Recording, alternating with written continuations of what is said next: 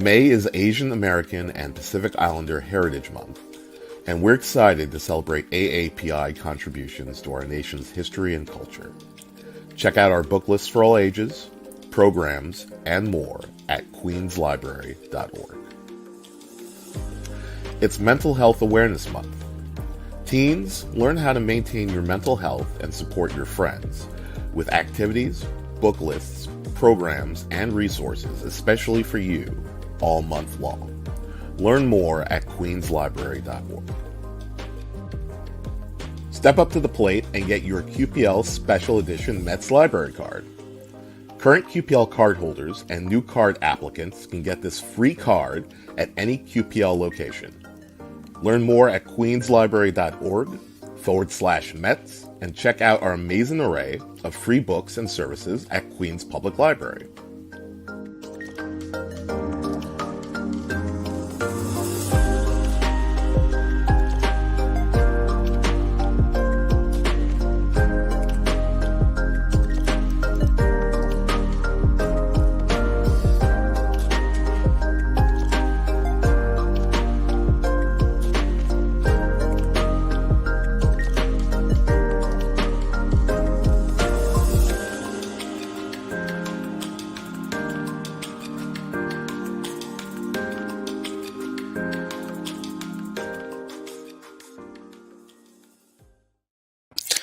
Welcome to Wellness Wednesdays. I'm Christopher Galarza, Queens Public Library's Community Health Coordinator.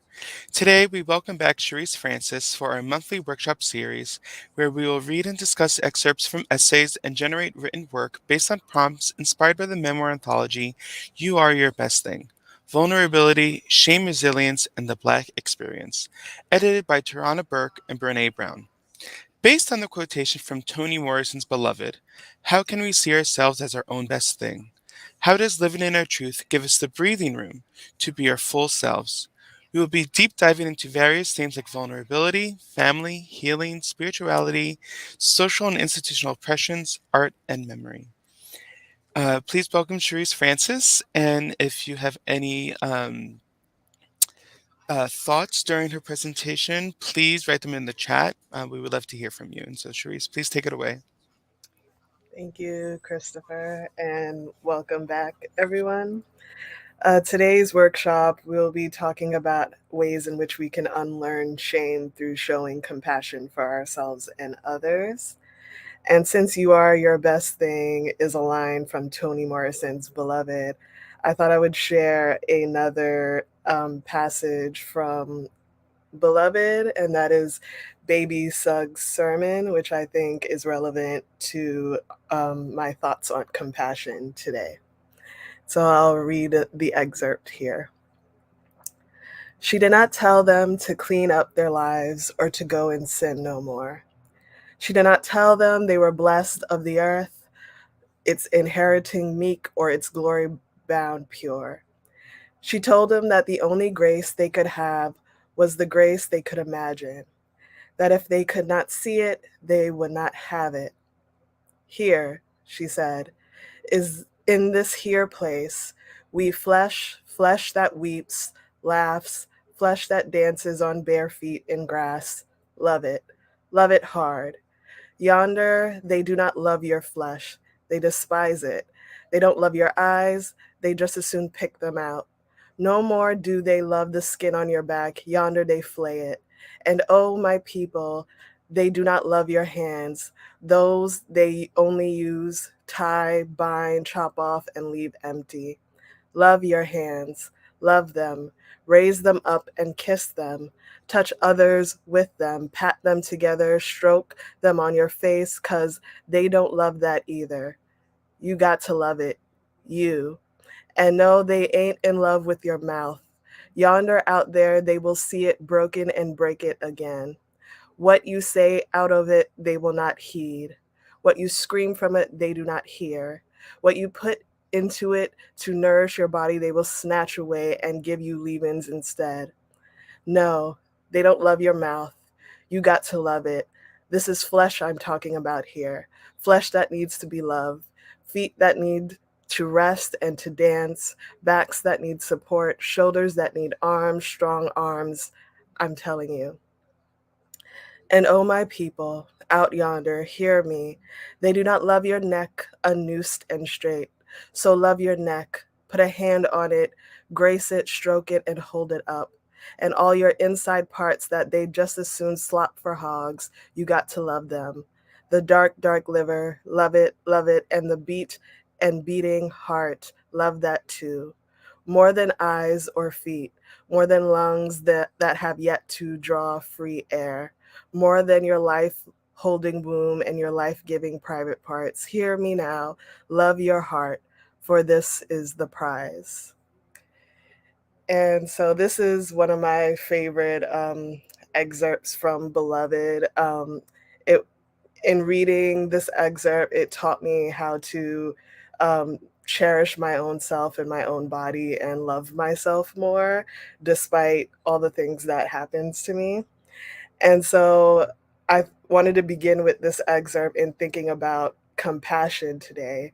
And we'll be reading from two essays. And the first one is Unlearning Shame and Remembering Love from Yolo Akili Robinson. And the other one is Steps to Being Whole on Your Own Terms by Aiko D. Bethia. So starting with Robinson's essay.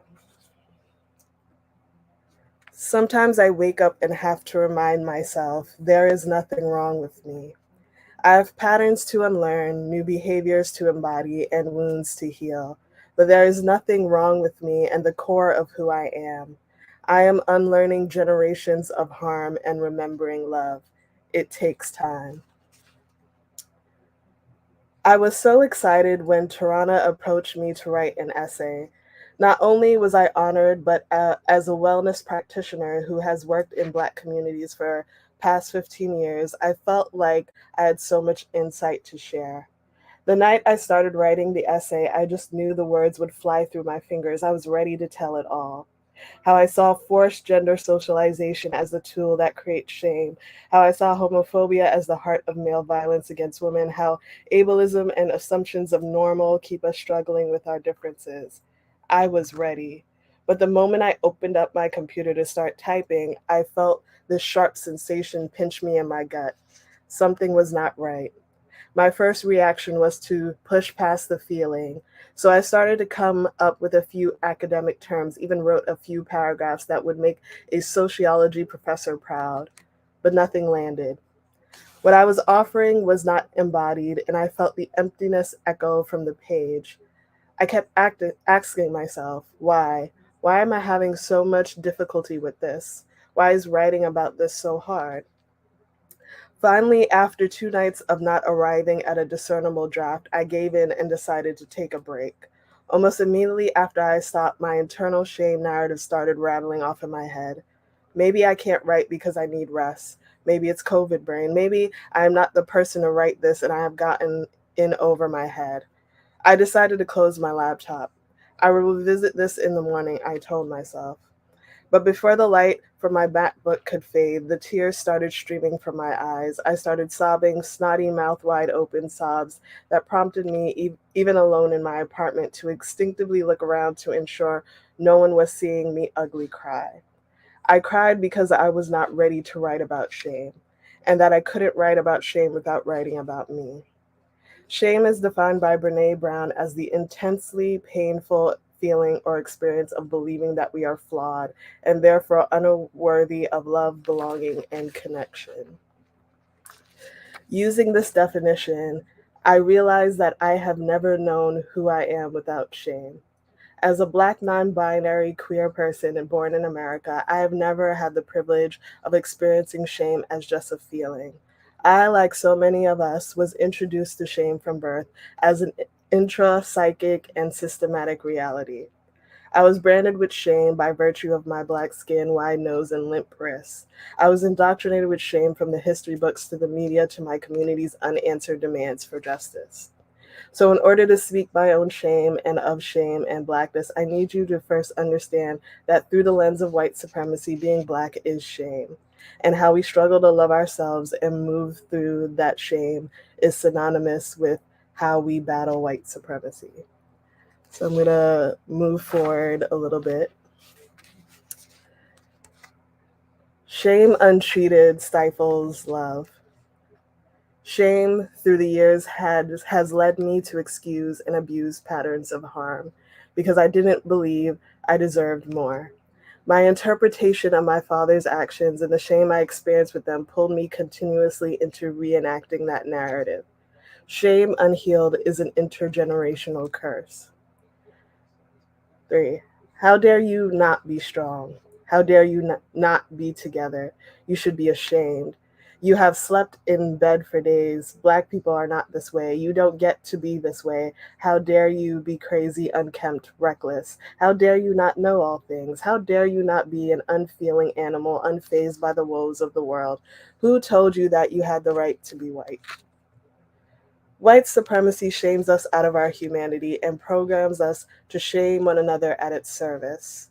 The cotton field culture of slavery meant we were forced to push through rain or shine, sickness or health, because failing to do so could mean the death of those we held dear. Like so many patterns from slavery, that pattern persists in Black mental health today. Researchers have called it John Henryism, the concept that we can and must push through to reach our objective and that no pain matters in the process as long as we reach our goal. This attitude has real life consequences. It impacts our ability to own our depression. It stigmatizes folks' experiences with psychosis and mania, linking with other legitimate fears of psychiatric care that Black folks have been creating a pungent mixture that prevents us from engaging interventions that can save our lives.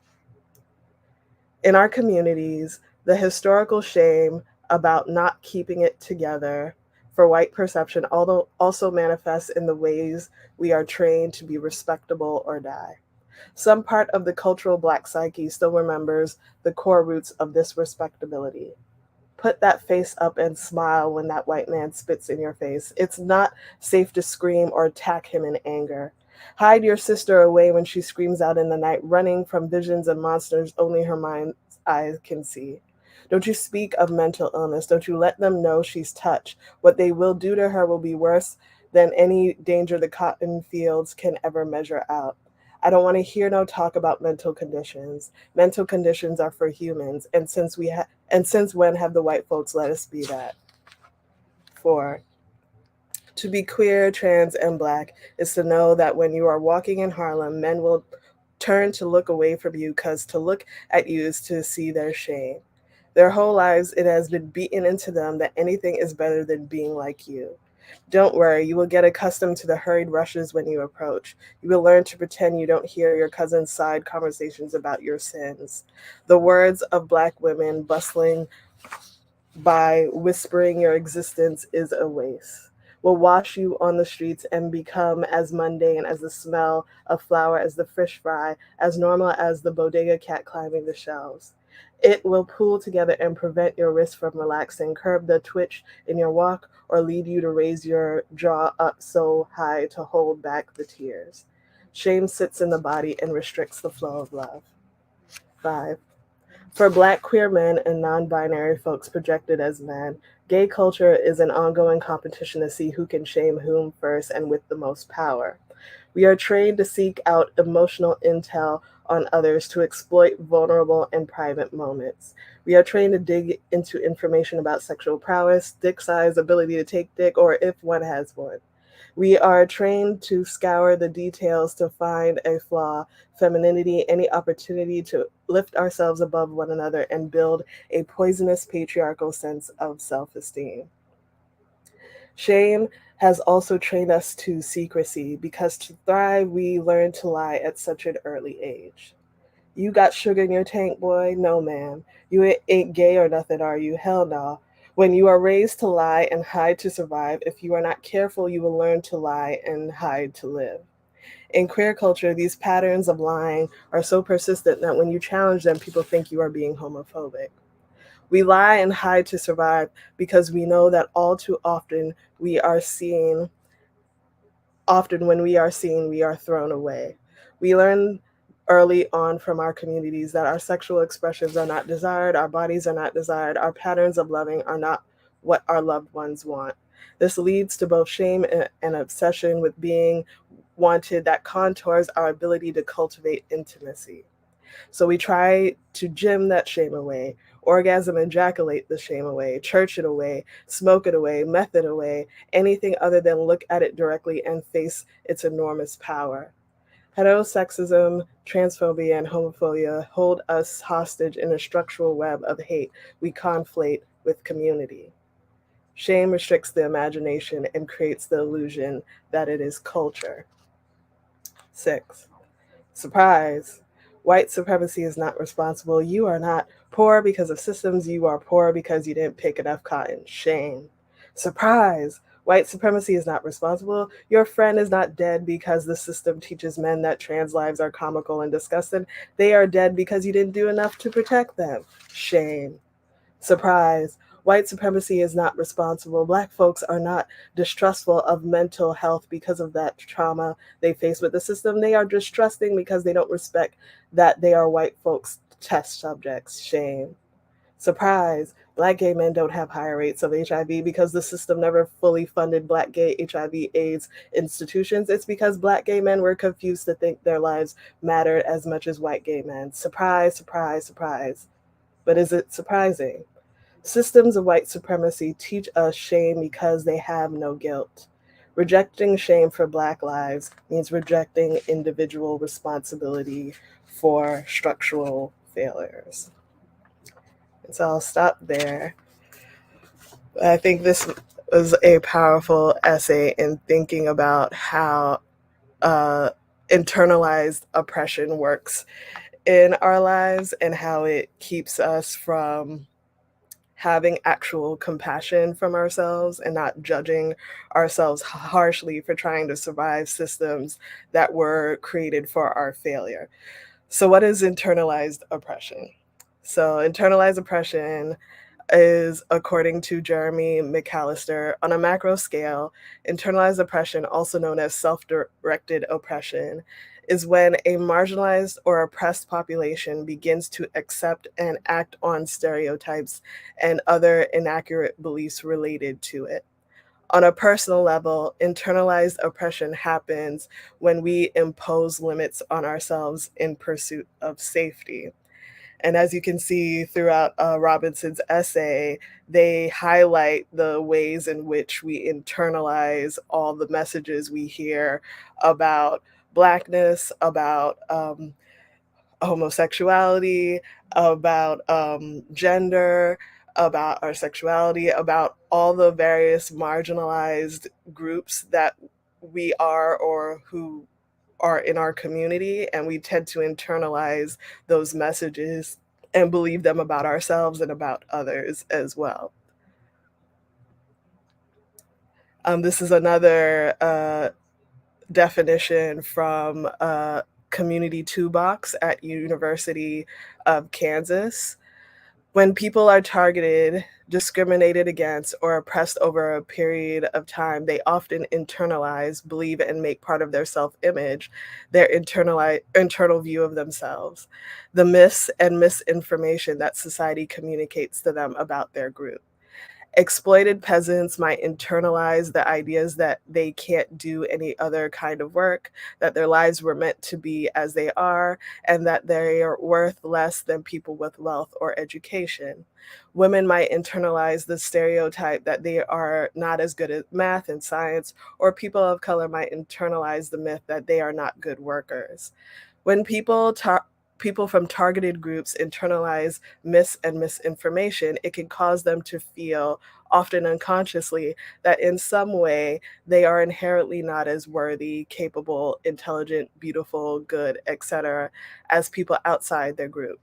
They turn the experience of oppression or discrimination inward. They begin to feel that the stereotypes and misinformation that society communicates are true, and they act as if they were true. This is called internalized oppression. Internalized oppression affects many groups of people: women, people of color, poor and working class people, people with disabilities, young people, elders, Jews, Catholics, immigrants, gays, and many other groups. And there are two types of internalized oppression. There's internalized oppression that operates on an individual basis. A person believes that the stereotypes and misinformation they hear are true about themselves, and so it keeps them from living their full potential or acting in ways that reinforce the stereotypes and are ultimately self-defeating. So, for example, in Robinson's essay, they talked about how they notice the stares from cis hetero men as they're walking the streets in Harlem. And so they start moving their body in ways to kind of hide the fact that they're queer from other people, because hiding makes them feel a kind of false sense of safety. And then the second way is internalized oppression occurs among members of the same cultural group. People in the same group believe unconsciously the misinformation and stereotypes that society communicates about the members of that group. People turn the oppression on one another instead of addressing larger problems in society. The results are that the people treat one another in ways that are less than fully respectful. Often people from the same cultural group hurt, undermine, criticize, mistrust, fight with, or isolate themselves from one another. So Robinson gave the example of um, the sister who's dealing with mental illness, and as the sibling is being told to basically quiet her down instead of dealing with her and her mental illness, because Black people are not given the space to be able to deal with their mental illness, because Black people are not treated as human with feelings and with trauma. And so, in order to continue that false sense of safety, they have to pretend that they're okay when they're not.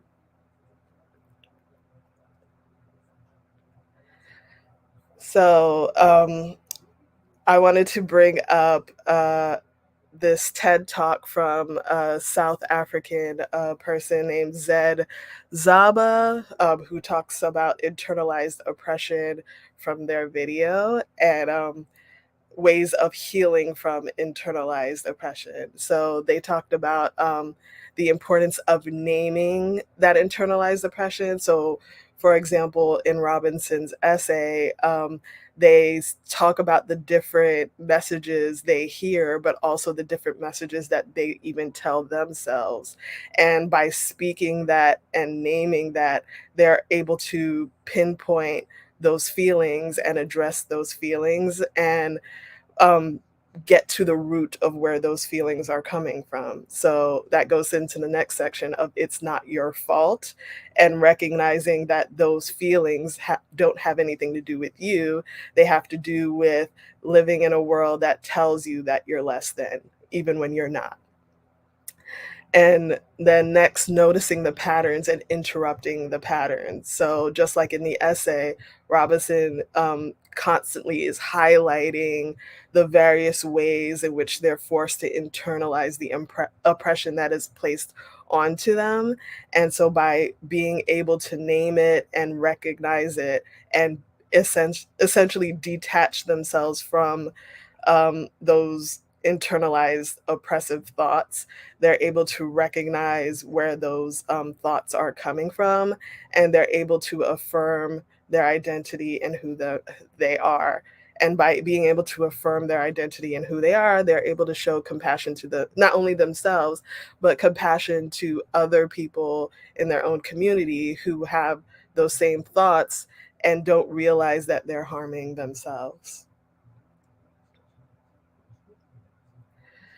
So for the first prompt, I would like for you to name some internalized oppressions that you are dealing with yourself, and ways in which you affirm or question and interrogate those oppressions. Um, so think of ways that you shamed or judged yourself or others like you unfairly in the past or even currently, and ways that you can affirm yourself against those oppressions, or even question and interrogate where those ideas and thoughts are coming from, so you can push back against those oppressions. And so I'll give you a few moments to begin writing for that.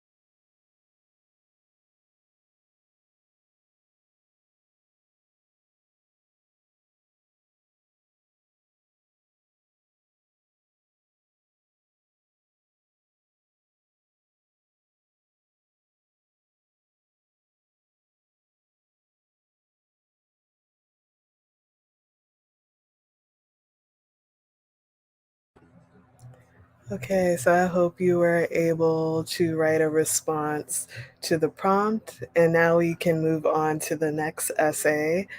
That is Steps to Being Whole on Your Own Terms from Aiko Di Bethia.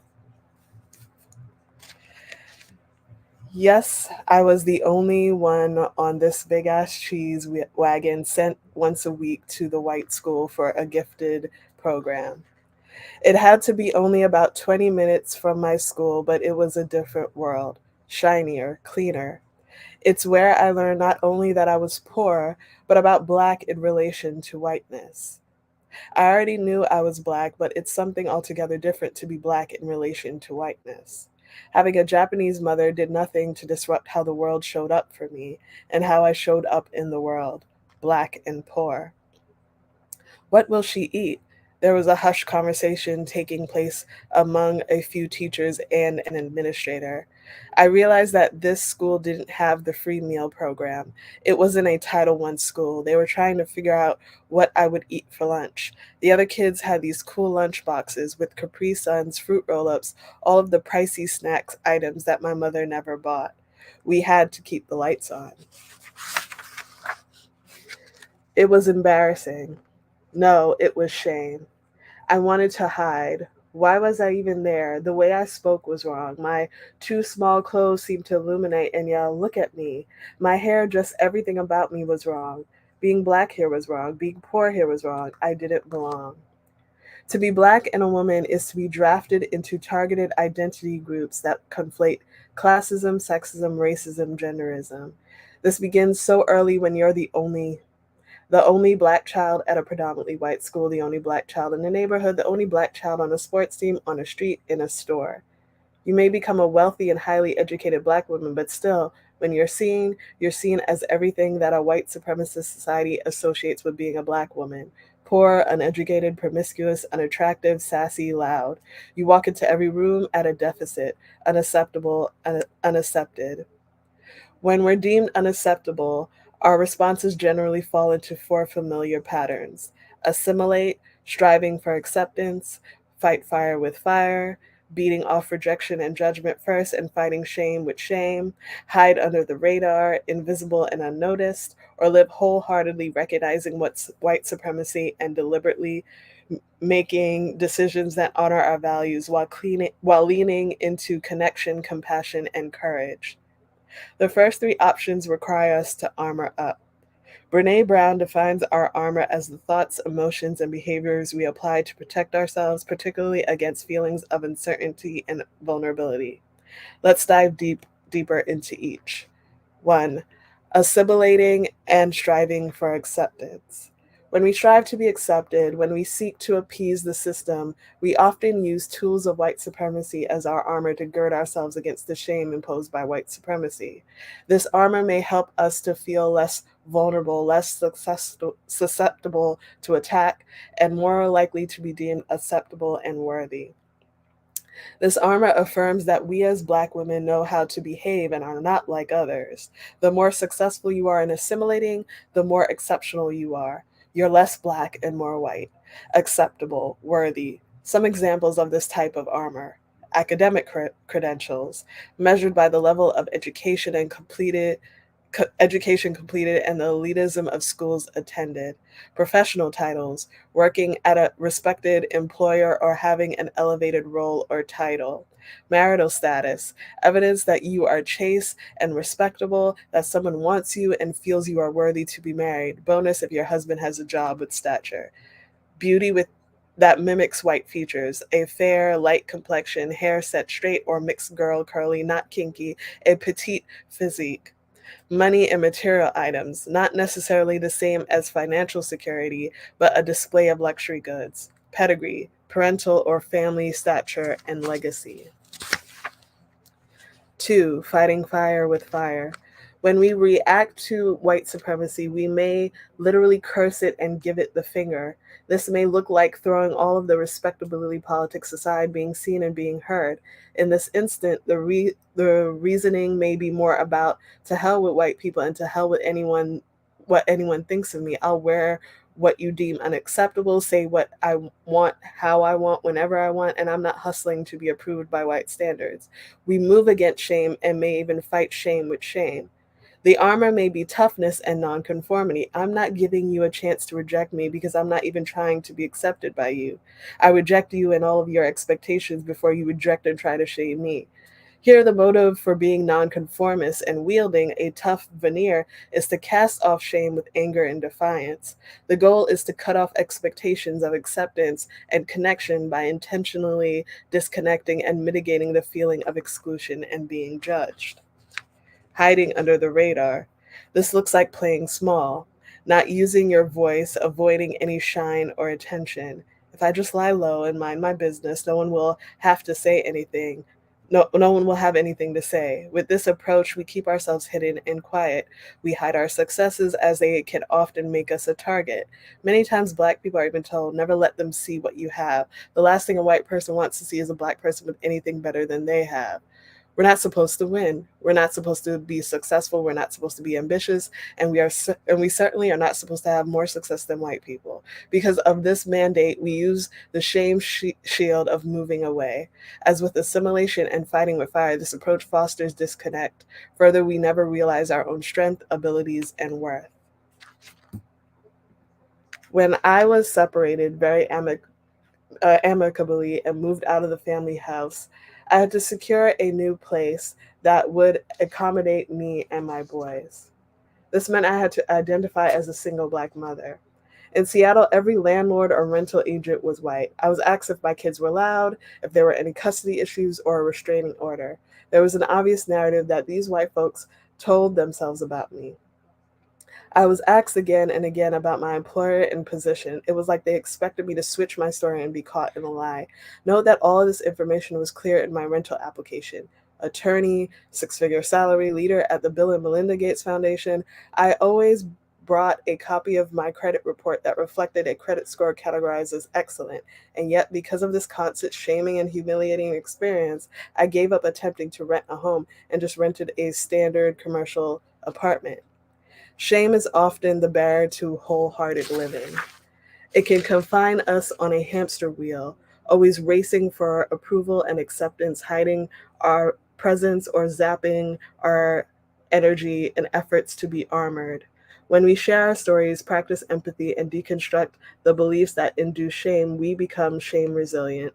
Shame resilience provides the gift of wholehearted living, an extra bonus of shame resilience, dismantling white supremacy. Here are some tools of shame resilience: deconstructing and naming. Social justice scholars provide language and frameworks that deconstruct white supremacy, patriarchy, transphobia, and other types of inequity. Standards of intellect, womanhood, and beauty were never inclusive of Black women. Reading the words of Audre Lorde, Kimberly Crenshaw, Paula Giddings, James Baldwin, Bell Hooks, Sonia Renee Taylor, Ibram X. Kendi, and so many other Black intellectuals provides visibility, affirmation, and historical facts that are rarely taught. Breaking down power and privilege by acquiring language and recognizing shared narratives enables us to see and name inequity and shame. Community and connection. Black women have held one another's pain forever. We have formed connections with the flicker of an eye, a knowing nod, a warm hug, and a slight hand gesture. No words spoken. When we choose to tell our stories and stand in our values, we disempower white supremacy. We expose injustice, we validate our experience, we affirm our existence. The power of community that sees us and validates us, our experience is invaluable. My sister circle, my community of Black women who see me, hear me, hold me, is my source of infinite empathy, truth-telling, and protection. We encounter the same system that excludes us. We know the shame-induced narratives. Through it all, we hold one another and share tears and joys, wins and losses. The sister circle that I have is not the first of its kind. It has existed amongst Black women since the beginning, before white supremacy. It is the love that allows us to thrive despite misogyny, classism, transphobia, and all the systems that work to annihilate us. So I'll just quickly go through the other two. Is creatives and possibility, and she names various Black thinkers and artists who have given her an image of what's possible as a Black woman. And then she also mentioned spirituality and purpose and finding some sort of higher purpose for you to dwell in.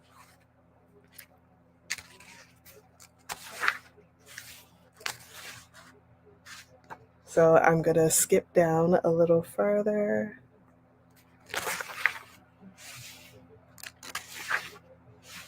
Okay. We may not be able to control the fact that we are by default vulnerable in this society, in this world, but we can share our narrative on our terms and use it for connection and empowerment instead of hustling for our worth.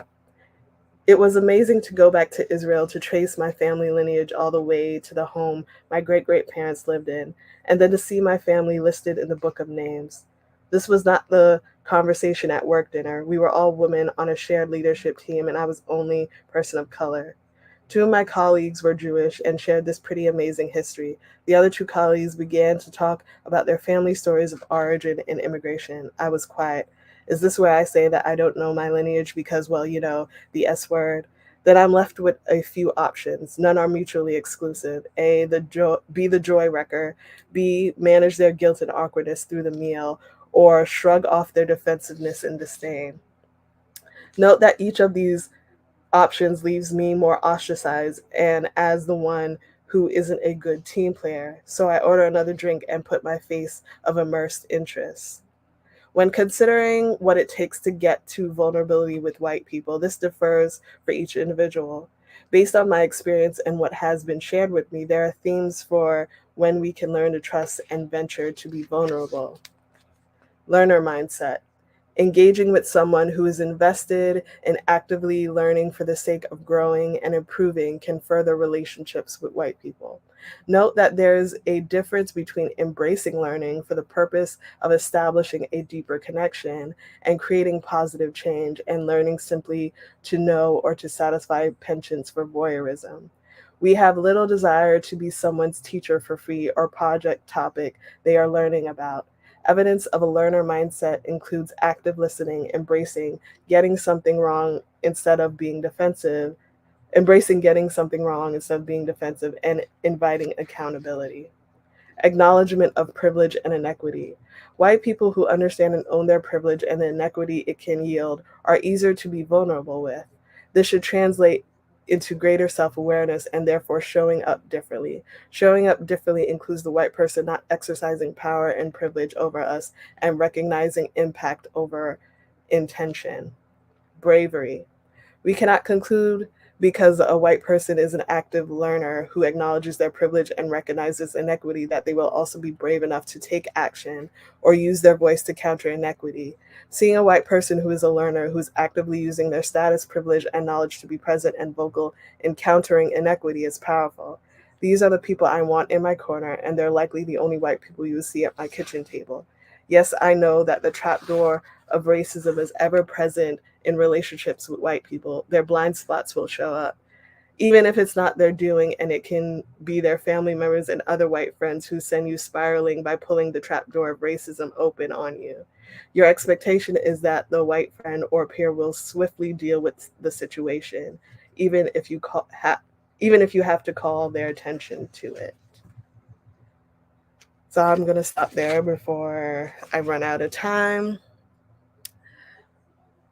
But I want to review some of what Aiko Bethia says in her work about the ways that we can combat our internalized oppression.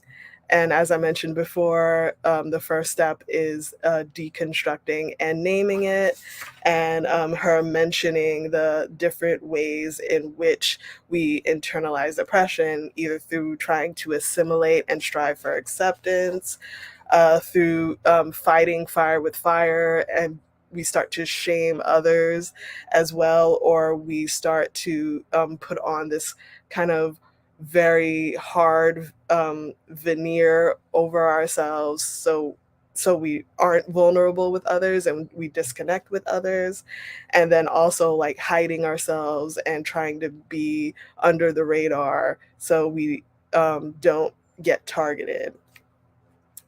And so Bethia talks about the different ways in which we can fight against those various forms of internalized oppression. And she mentions creating community and connection. She mentions learning from examples of others who have lived their lives fighting for justice, developing theories and praxis to fight oppressions, or showing other possible ways of living as a marginalized person. And she also mentioned developing a kind of practice of affirmation. And she writes it as developing your spirituality or finding a higher purpose for yourself. And then last, and the part that I read last, she talks about setting boundaries for yourself with those who are from privileged groups, because that's a way of creating an armor for yourself, and ways to not internalize the ways that you're treated by society. So she talks about making sure to have people around you and being community with people who are willing to learn, who are honest about the ways in which they are privileged, as well as who are brave enough to take action and defend you so you don't have to do all the work in fighting oppression. So, in thinking about self compassion, I wanted to talk about Dr. Kirsten Neff's work. Um, and give you a definition of what self compassion is. So she talks about self compassion as having compassion for oneself is really no different than having compassion for others. Think about what the experience of compassion feels like. First, to have compassion for others, you must notice that they are suffering. Second, compassion involves feeling moved by others' suffering so that your heart responds to their pain. The word compassion literally means to suffer with. When this occurs, you feel warmth, caring, and desire to help the suffering in some way. Having compassion also means that you offer understanding and kindness to others when they fail or make mistakes, rather than judging them harshly. Finally, when you feel compassion for another rather than mere pity, it means that you realize that suffering, failure, and imperfection is part of the shared human experience. There, but for fortune go I. Self compassion involves acting the same way towards yourself when you are having a difficult time, fail, or notice something you don't like about yourself. Instead of just ignoring your pain with a stiff upper lip mentality, you stop to tell yourself, this is really difficult right now. How can I comfort and care for myself in this moment? Instead of mercilessly judging and criticizing yourself for various inadequacies or shortcomings, self compassion means you are kind and understanding when confronted with personal failings. After all, whoever said you were supposed to be perfect? And Dr. Kirsten Neff talks about what self compassion is and what it is not. So, self compassion is about self kindness. It is not about self judgment and harshly critiquing yourself when you make a mistake, when you fail in some way. Also, recognizing that sometimes your failures anything to do don't have as much to do with you than it has to do with the structures of the society around you, and understanding your frustrations and stress around that have to do with that more than it has to do with yourself. She talks about that self compassion has to do with having a common humanity versus isolating.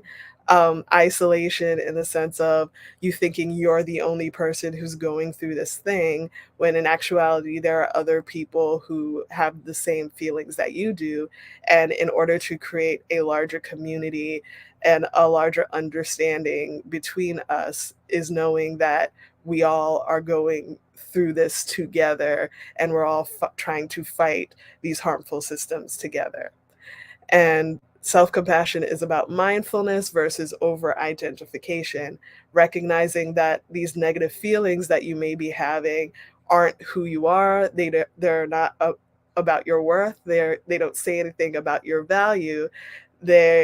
You don't have to over identify with them, but you can be mindful about them, recognize them, acknowledge them, and understand the root of where those feelings are coming from.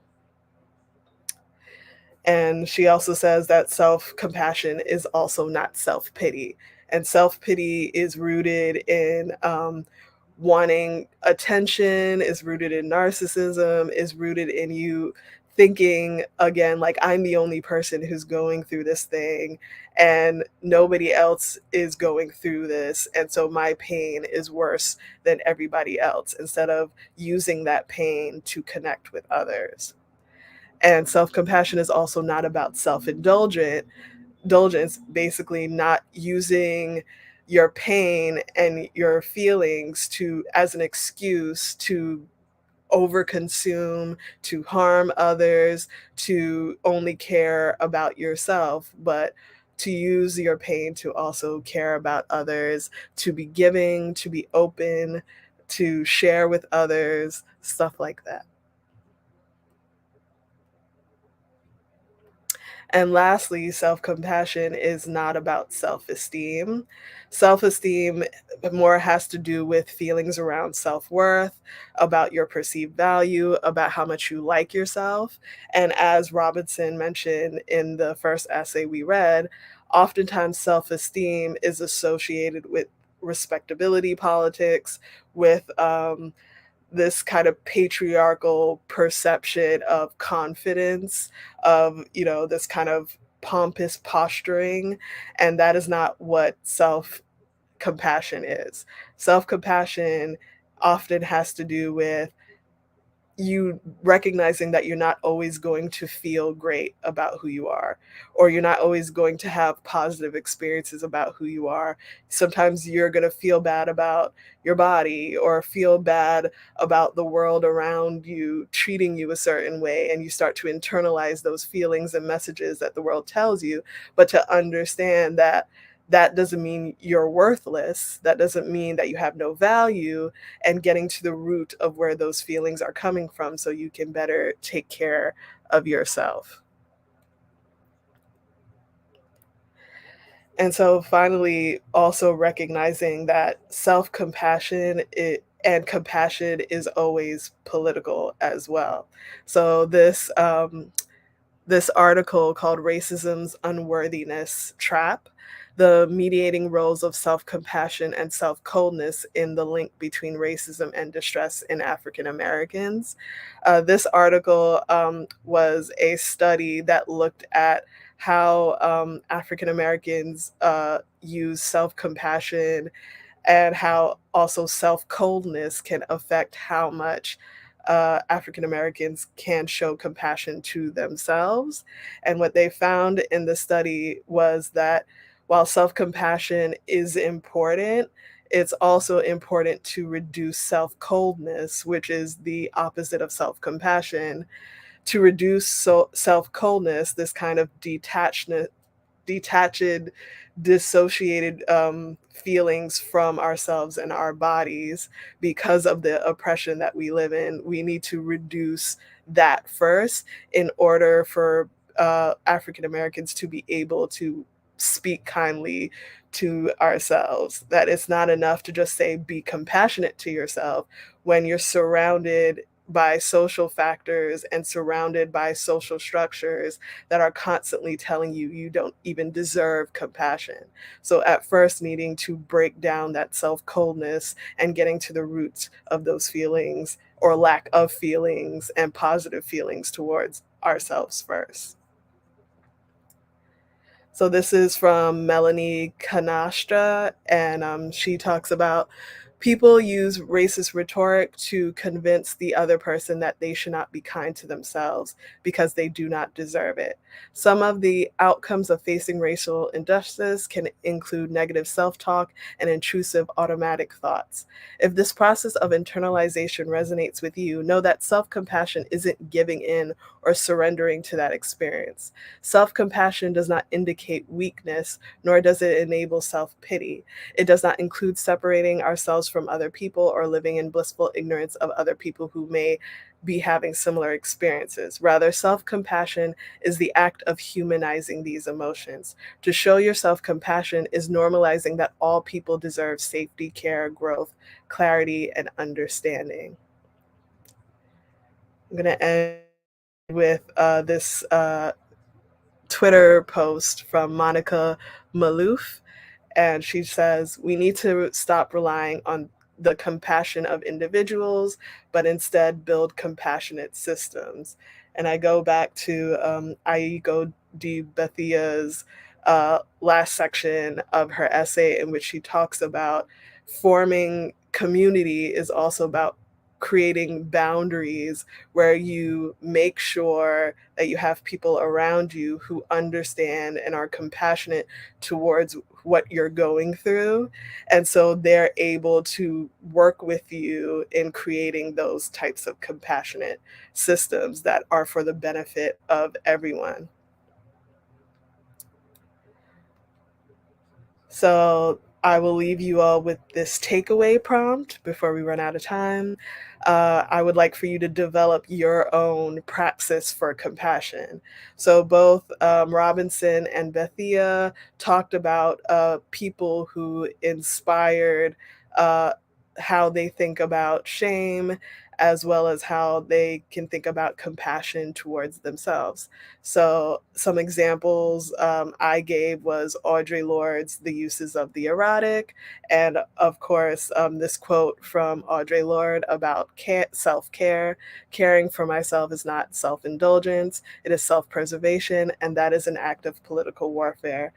I mentioned before about Tricia Hershey's The Nap Ministry, and also the new abolitionist movements and visions in which we can think about how can we create communities of care and not communities of shame and punishment. So I would like for you to develop your own praxis, which is a process by which a theory, lesson, or skill is enacted, embodied, or realized, and develop your own praxis for compassion. What steps will you implement to show yourself and others compassion? So you can write that on your own after this workshop is done, and I will leave you with some resources. Session 167, The Importance of Self-Compassion from Therapy for Black Girls, and that also has Dr. Neff on it, and she has a conversation about what self-compassion is.